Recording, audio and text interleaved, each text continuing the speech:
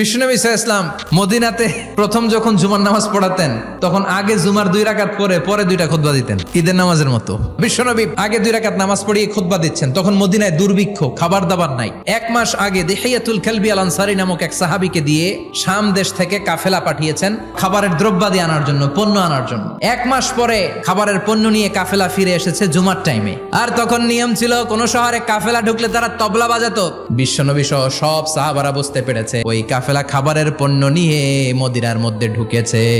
এখন মসজিদে কানাঘুষা, 12 জন সাহাবা বসে আছেন, সব সাহাবারা পণ্য কেনার জন্য চলে গেল। সাহাবারা ভাবলো নামাজ আসল, নামাজ তো পড়েই ফেলছি, এখন খুতবা সমস্যা নাই, কিন্তু আল্লাহ এটা সহ্য করলেন না।